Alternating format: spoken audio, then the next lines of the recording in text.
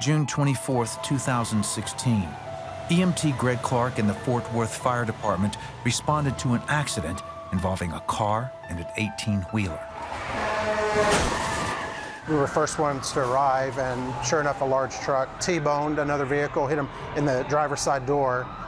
My immediate thought was, it's probably going to be a body recovery, not a rescue situation. Amazingly, they found the driver, 23-year-old Charles Priest, unconscious but alive. He was airlifted to Texas Health Fort Worth Hospital in critical condition. Moments later, his mother, Cherie, drove up on the accident. It was unbelief. What am I looking at? What am I saying? Is this really him? At that point, I think all the emotions turned off, and it was the matter of, you got to get to your son. After an officer filled her in, Cherie went home and picked up her younger son, Texas, and husband, Chuck. Speeding towards the hospital, they prayed. Okay, God, what's going on? You know, is he going to be okay? I was just praying that God was going to be in the midst of it. When the family arrived at Texas Health Fort Worth, they learned Charles was in a coma. Dr. Mohammed Siadati was one of the medical staff caring for Charles. CAT scans revealed severe head injury, neck injury, broken ribs, blood in the chest, broken pelvis. His head injury was the most severe one. And there is micro tears. It's damage at cellular level that not necessarily obvious. To see your son lying there and not know if you would ever see his eyes open again, and not know if you would ever hear him talk again. It was just overwhelming, heart-wrenching. Although hoping for the best, doctors could make no guarantees. And it was those kind of things. If he survives, if he wakes up, and we don't know when, and there's nothing, and there's no way for them to predict what's going to happen. As the staff worked round the clock, friends and family gathered to pray, holding on to hope. I may never get to speak to him again. I may never get to see him again. We may never get to laugh together again. Thought I was about to lose my son. After 3 days, it was clear Charles would live, but he still faced the possibility of several permanent disabilities. His fractured neck might require surgery, severely limiting his mobility. But doctors' main concern was the elevated cranial pressure.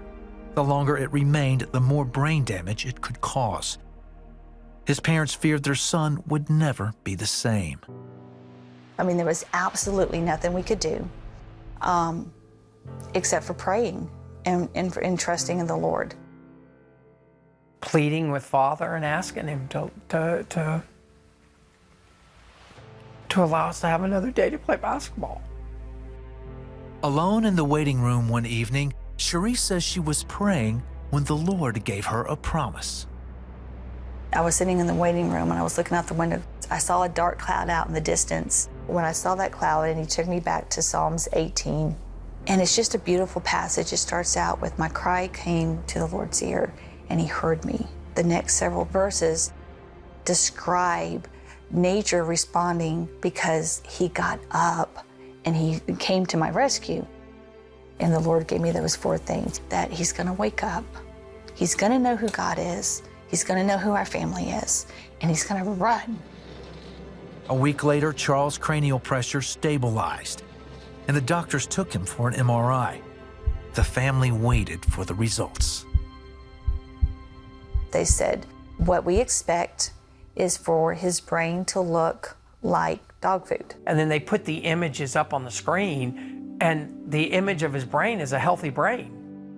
And the doctors were surprised. They didn't expect to see it intact that way. Over the next several days, Charles started waking up from the coma, responding to verbal commands. To the staff, it was a great improvement. To the family, it was confirmation that God was answering their prayers. The doctor would come in and say, we're going to do a breathing test, but don't be shocked, it's going to take him a while. And in a couple of days, he's breathing on his own. And within a week, he's eating solid food. Only 6 weeks after the accident, he exits the hospital walking. Then, after wearing a neck brace for 4 months, he was released by doctors with no surgery and no medical restrictions.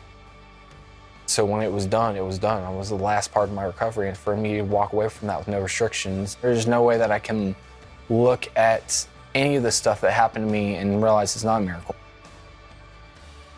Charles not only finished his college degree, he was deemed physically and mentally fit to pursue his dream and serve in the Texas National Guard. God is who he says he is. God will do what he says he will do. And if I doubt that, all I have to do is go look at my son. He's not good because of the healing. He's good regardless of whether or not my son was healed. He revealed himself to us in this, and all I can do is say thank you.